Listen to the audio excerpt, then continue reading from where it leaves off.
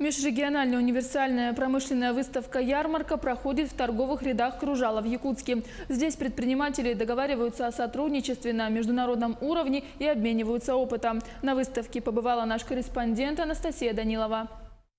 Участниками выставки являются представители разных регионов России, а также предприниматели и производители Якутии. Кроме того, на выставке был представлен павильон товаров, которые изготавливались руками осужденных в центрах трудовой адаптации. Все это делается с удовольствием. Люди учатся труду, сосредоточенному труду, потом творчеству.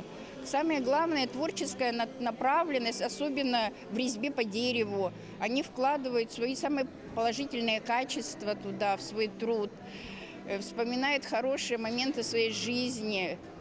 Выставка делится на 3 раздела: строительство, техника и жилищно-коммунальное хозяйство, товары народного пользования и продовольственные товары. Здесь будет проходить презентации теплой одежды, товаров для дома, дегустация продуктов питания и напитков и многое другое.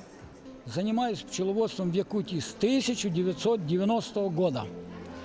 Мед собираю в районе Старой Табаги. Значит, имею 2 золотые медали. В этом году я еду в октябре месяце для получения 2-й золотой медали. В том году у меня брал Российский национальный союз пчеловодов отбор проб. Я их не знал. И вот сделали анализ, и мед оказался лучшим медом России. В этом году на выставке участвуют международные делегации предпринимателей и представителей Хэйлунцзянской комиссии международного торгового содействия Китая. Один из них приехал, чтобы ознакомить якутян с китайской строительной техникой и коммерческим автотранспортом. В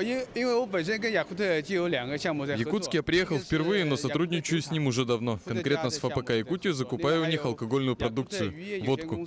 И со Скифом. У них я беру рыбу. Ярмарка будет проходить 3 дня с 10 утра до 7 часов вечера. Также в течение 3 дней с 2 часов на главной сцене торговых рядов Кружала будут проводиться презентации компаний, семинары, конференции и мастер-классы. Анастасия Данилова, Григорий Охлопков, Якутск.